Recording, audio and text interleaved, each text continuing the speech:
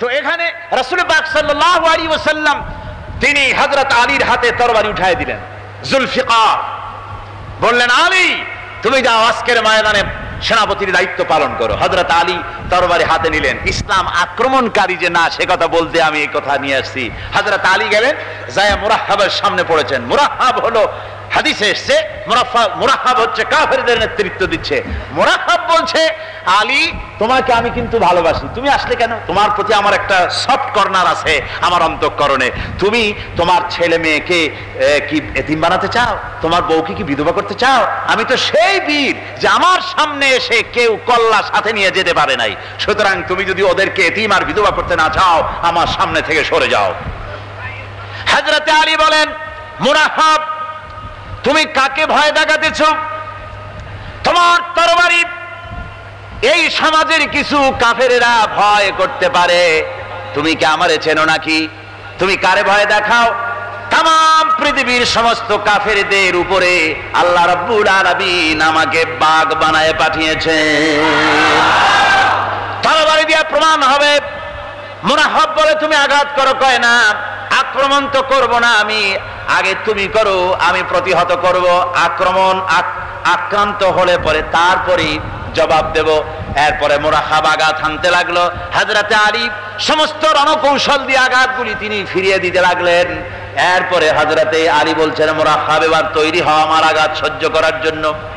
হযরত আলী জুলফিকার তুলে আঘাত করলেন। এক আঘাতেই দেখা গেল মুরাহহাবের মাথা থেকে শুরু করে শরীর টুকরা হয়ে গিয়া হযরত আলীর তরবারির মুঠা পর্যন্ত মাটির ভিতরে গেড়ে গিয়েছে। খায়বারের দুর্গ দখল হয়ে গেল। পরের দিন আল্লাহর নবী বলেন, আলী শুনতে পেলাম তোমার ঢাল ভেঙে গিয়েছিল, তারপরে তুমি যুদ্ধ করলে কি দিয়ে? হযরত আলী বলেন, হুজুর কামুজ দুর্গের ওই কবাটটা, লোহার কবাটটা বাম হাতে নিয়া আর ডান হাতে তরবারি নিয়ে লড়াই করেছি। হুজুর বলেন, কি করে মানুষ কেমনে এত বড় দুর্গের লোহার কপাট হাতে নিয়ে যুদ্ধ করে? একটু দেখাও তো দেখি। হযরত আলী গতকালকের মতো বাম হাত দিয়া ধরেছেন, নাড়াতে পারেন না। এবার ডান হাত দিয়া ধরেছেন, নাড়াতে পারেন না। ডান আর বাম দুই হাত দিয়া সমস্ত শক্তি দিয়ে এমন জোরে টান মেরেছেন, প্রতিটি লোমকূপের গোড়া থেকে ঘাম বেরিয়ে এসেছে, এক চুলও নড়াতে পারেন নাই। হযরত আলীর মুখখানা মলিন হয়ে গেছে লজ্জায়। হযরত আলী রাদিয়াল্লাহু তাআলা আনহু লজ্জা পেয়ে গেছেন। রাসূল পাক সাল্লাল্লাহু আলাইহি ওয়াসাল্লাম বলেন, আলী লজ্জা পাওয়ার কোনো কারণ নাই, চিন্তা করার কোনো কারণ নাই। তোমার নিজস্ব শক্তি দিয়ে তুমি লড়াই করতে পারো নাই। এত বড় লোহার দরজা নিয়ে, কবাট নিয়ে মানুষ এভাবে লড়াই করতে পারে না। আল্লাহ তার দ্বীনকে বিজয়ী করার জন্য তোমার ভিতরে আল্লাহ রাব্বুল আলামিন ক্ষমতা দিয়েছিলেন। জোরে বলেন সুবহানাল্লাহ। আল্লাহ রাব্বুল আলামিন এই জিহাদের ময়দানে যখন মানুষ আসে, আল্লাহ তাদের উপরে মদদ দান করেন। আমার বন্ধুগণ, আল্লাহর দ্বীনকে জমিনের উপরে প্রতিষ্ঠিত করার জন্য যদি আমরা আজও যদি ঐক্যবদ্ধ হই দ্বীন কায়েমের জন্য, তাহলে আল্লাহ রাব্বুল আলামিন আমাদেরকে মদদ করবেন। আল্লাহ পাক কোরআনে কারীমের মধ্যে বলেছেন, ওয়া কানা হাক্কান আলাইনা নাসরুল মুমিনিন। মুমিনদেরকে সাহায্য করা আমি আল্লাহর জন্য ওয়াজিব হয়ে যায়। জোরে বলেন সুবহানাল্লাহ। মুমিনদের জন্য সাহায্য করা আল্লাহর জন্য কি হয়ে যায়? ওয়াজিব হয়ে যায়। ভাইরা একটু বৃষ্টি সহ্য করেন না, খুব বেশি বৃষ্টি। আচ্ছা, এটা রহমত। এটা কি রহমত? আমার ভাইরা, জিহাদের ভিতরে সাহাবায়ে কিরাম আল্লাহর জান্নাতে যাওয়ার জন্য তারা জিহাদ করেছেন।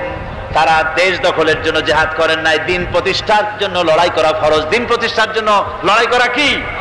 জোরে কোন কি? আর এই ফরজ দায়িত্ব পালন করতে গিয়ে যদি কেউ মারা যায়, তাহলে কোথায় যাবে? কোথায় যাবে? ওই শাহাদাতের মওত হচ্ছে একটা সেতু বা একটা ব্রিজ, একটা সাঁকো। এপারে দুনিয়া, ওপারে আল্লাহর জান্নাতুল ফেরদাউস। জোরে বলেন সুবহানাল্লাহ।